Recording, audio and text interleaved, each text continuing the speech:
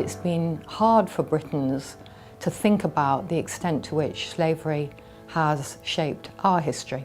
And there are many physical remnants of that, the country houses that were built on slaving wealth, the art collections that were accumulated by slave owners, the ways in which sugar became an absolutely central part of the diet of the entire British population from the 18th century onwards, the ways in which British financial and commercial institutions have actually been built on Atlantic slave trade and slavery.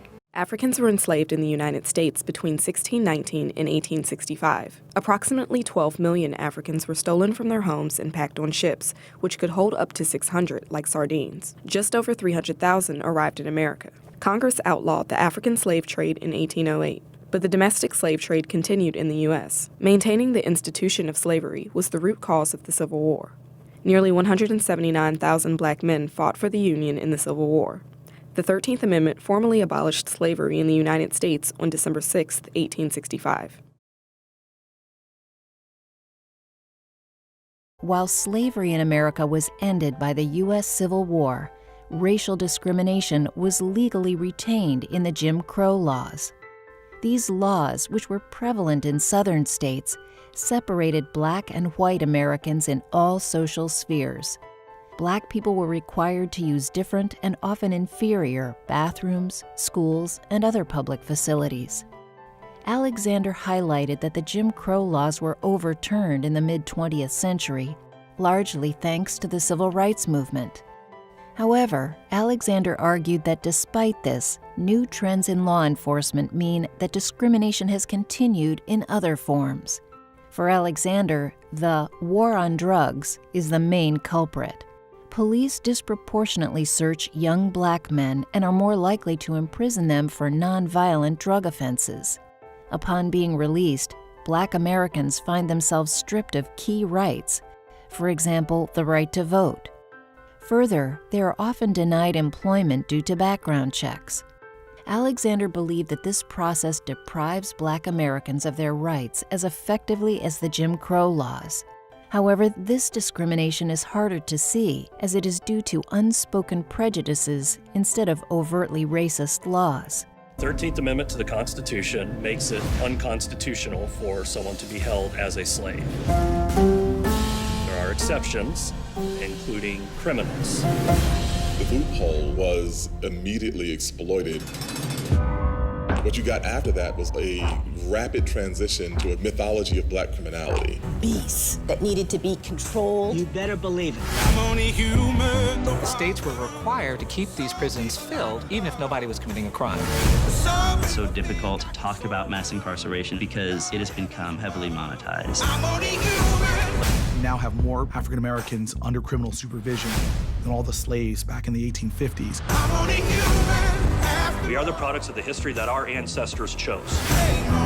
Products of that set of choices that we have to understand in order to escape from it. Police killed more than 1,000 people in America in 2019. Black people are currently 3 times more likely to be killed by police, and 99% of killings by a police officer between 2013 to 2019 have not resulted in criminal charges. Part of the reason the killing of unarmed blacks continues to happen at an alarming rate is because we haven't properly addressed our long history of racial terror, which has treated blackness as a proxy for criminality, as a substitute for criminality.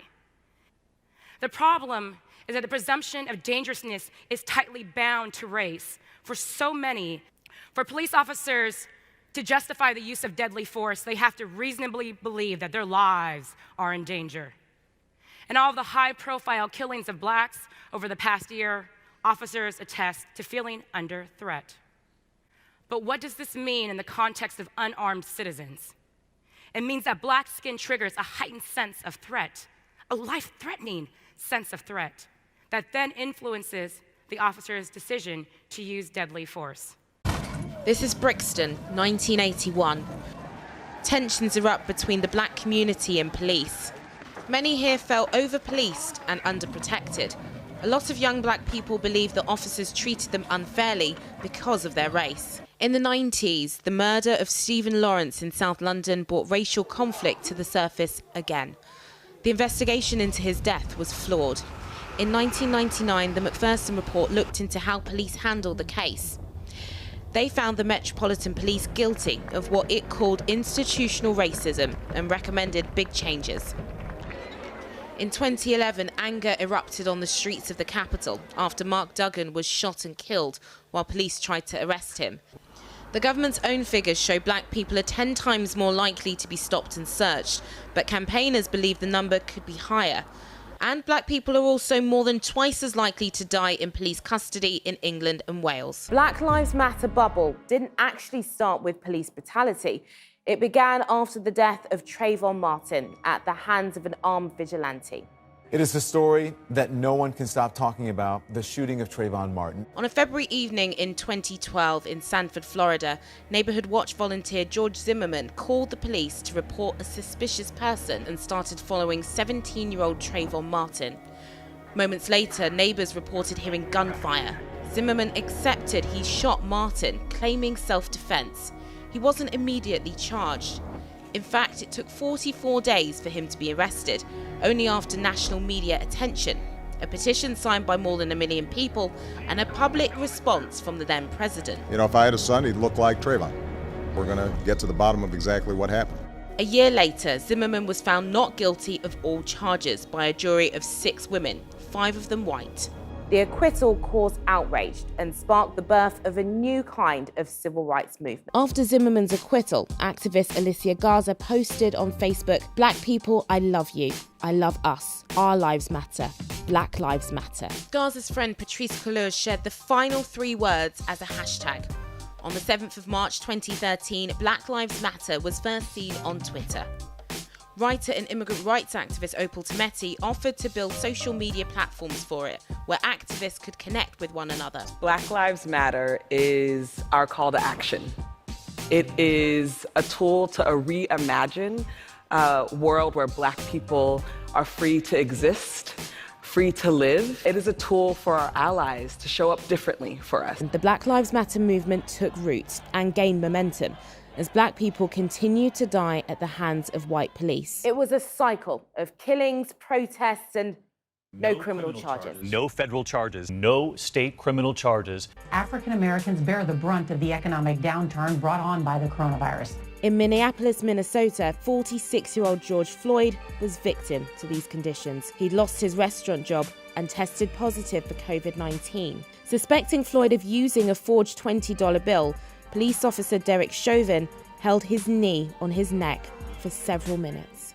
The world watched and started speaking out. All 4 police officers involved in Floyd's killing were arrested on murder charges, brought about by that video, but also in part by the strength of Black Lives Matter protests across America and the world. Protesters say they'll continue to fight until disparities like these in the UK are gone. Countries around the world are now working out what Black Lives Matter means to them. People of all backgrounds, genders, and races have come together to demand change. Honor them, honor George, and make the necessary changes. But it's not just police that prop up this myth of black danger. This myth gets reinforced and takes on a truth-like quality through everyday interaction.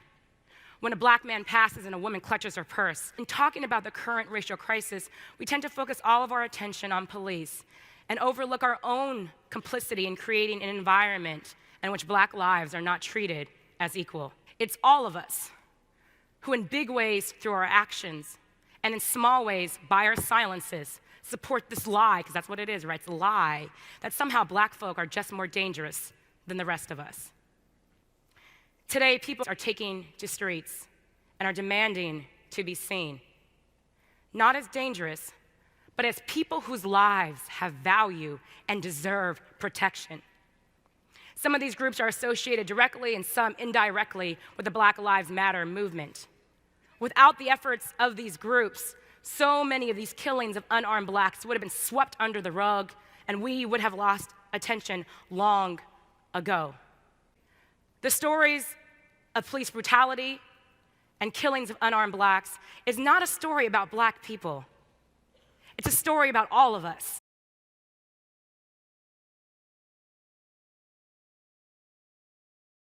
My friend Teresa asked me to craft an answer to the question, what makes me me?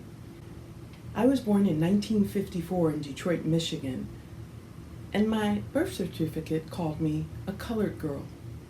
In the 60s, I was labeled a Negro as I watched the National Guardsmen throw tear gas right near my front porch. That day would become part of what is now known as one of the deadliest riots in our country's history in my hometown of Detroit, Michigan.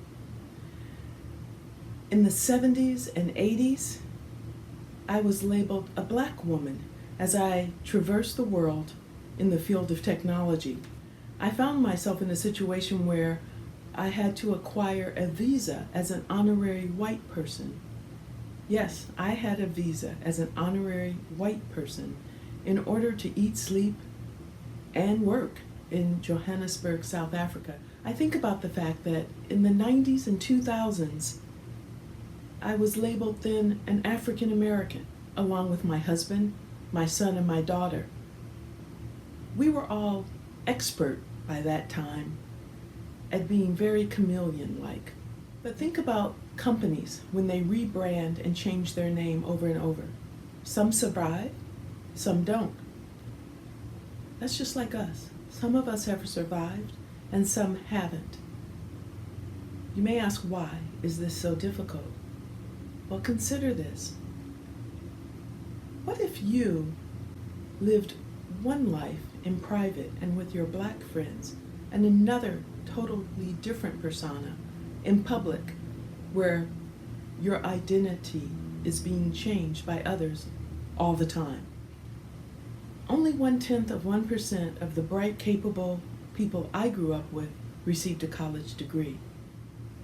When you're the only one, the first one, the odd one, or the token, it can be really difficult to deal with. So if you say, why is it I'm only getting 50 cents for every dollar that I earn? You're probably going to be labeled the angry black woman. Anybody ever heard that one? And the labels continue. It's when my 12-year-old daughter came home crying from basketball practice with her friends one night. Why was she crying? Because they called her a nigger. And when I called the coach, furious, he said, oh, it's no big deal. They're just being kids. That when I look at my tall, 6'8", gentle, kind, handsome, and of course genius son, he is my son after all, that 1 in 3 black boys have been in prison today. 1 in 6 Latinas have been in prison. Put quite simply, it means that someone in my extended family has been incarcerated, because guess what? There are more than 3 black boys born to my extended family. This is happening here in America, in the land of the free. And black women, oh, that's me, are incarcerated 2 times as often as white women. And I'd like you to know that our family does have a lot of joy and a lot of fun. Everything I've shared with you is part of what makes me, me. And some of it is because of the color of my skin. I'm the CEO of a small software development company. My first name is Ava, my middle name Latanya, and my married name Hilton. Ava Latanya Hilton loves her family, her husband, daughter, and son more than life itself, is blessed with an extended family that's supportive and loving. And as you continue your days, weeks, months, and your life, I'd ask you to be safe, be well, and please try to love your fellow human beings, not hate them because of the color of their skin. My name is Derek Utomaru. I am a Chicago artist, activist. I work in sexual health advocacy. I'm not from Chicago. I was born and raised in North Carolina in the South, in the country. I've since moved to Chicago a few years ago, and here we are. I've been asked by the British High Commissioner to share how I feel about civil rights in the United States. Been asked to share my feelings. And I thought maybe the best way I could do this would be to share a writing that I created for an exhibition called This is America, that's actually in the Netherlands right now, that is accompanied by a piece of artwork that I've created. So without further ado, thank you for having me, and here goes. It is of utmost importance for me to disclaim, my existence is Black, and the work that I make is Black. And the suffering of existing as Black in America cannot be removed from my artwork, which chooses not to show this suffering at all, but instead it ponders what Black is. The summer is Black, Black as the asphalt, Black as the day, and at its best, Chicago is unrelenting. Hot enough to put you on your ass most days, while at the same time warning you to better not get back up again. Just stay down. And summer 2020 is no different, except for it seems after years of already knowing about racial injustice, white folks are finally marching in the streets again in a forceful way, as if they'd never known that police injustice existed before now. Since its onset, I have cynically believed this call to action is more due to COVID-19. It's keeping people cooped up far too long for their liking, and the general need to disobey authority, albeit for a good cause, is the real reason white folks are out in the street right now. Without a doubt, the murder of George Floyd and Breonna Taylor were the catalyst for this newfound awareness. But let's not forget, Black folks around the world and in America especially have been marching and protesting as long as protesting and marching have existed. This summer, I was assaulted by the Chicago Police Department while protesting in the heart of downtown. In the same moments, a friend of mine named Andrew attempted to protect me, was knocked from his bike, thrown to the ground, and beaten by multiple officers for simply telling the police what they were doing to me was wrong. I'd done nothing deserving of assault except for existing and occupying space as a Black man in America. Andrew is white. The dissonance I had as I watched from my home, bruised and battered the next day, a parade that made national headlines with police cooperation, news cameras, crowds and crowds of white folks seemingly safe from physical harm, then, and especially now, exist as a reminder of the racial division in the United States and how unaware so many people are of it. A stark reminder, if you are a Black youth from the inner city, the cameras won't be recording. And if they are not recording, and if the news crews are not present, then the police will have their way with you. They will kill you, drive home, and sleep in their own beds like nothing has happened. As I said earlier, I was not born and raised in Chicago, but that day I marched with students who were Black students, some white as well, who all seemed to be from Chicago, all of whom were vocal about their feelings towards injustice and of the very existence of a police state in America. Fuck the police. Say her name, Breonna Taylor. Say his name, George Floyd. No justice, no peace, no racist ass police, we all chanted. Not a single one of us rioted. Not a single one of us looted a damn thing. The most vocal of them were Black women who couldn't have been but 16, 17, 18 years of age.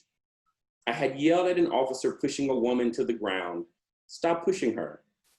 Stop hitting them. Get your hands off of her.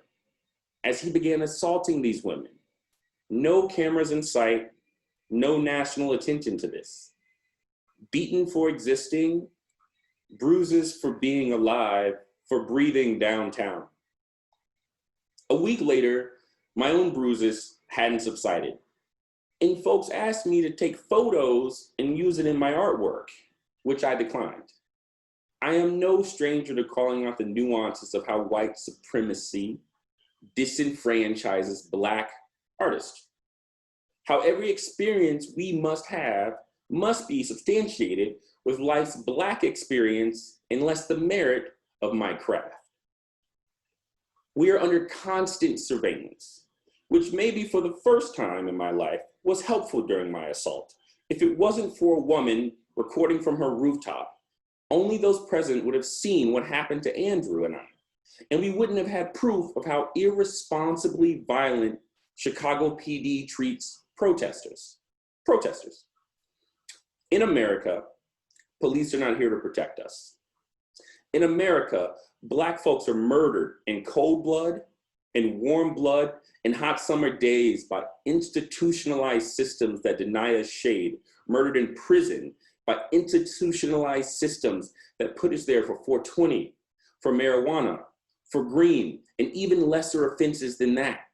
People in jail, Black folks, have been dying from COVID-19 all summer. And not enough people are talking about it. Murdered by police officers, shot in the back, paralyzed, thrown to the pavement. And the police seldom wear masks, at least not the ones who spit in my face, physically assaulted me, destroyed my property, and fabricated multiple stories as to why I was assaulted in the first place. I don't know what is coming next. It may be fall, but the summer is still hot. And we still need to defund the police and arrest the murderers of Breonna Taylor, amongst so many other things wrong in America. How many white people in America are prepared to take a bullet for Black lives? There is no shade in this heat. Where is it we can go to rest? Clearly not at home in our own beds.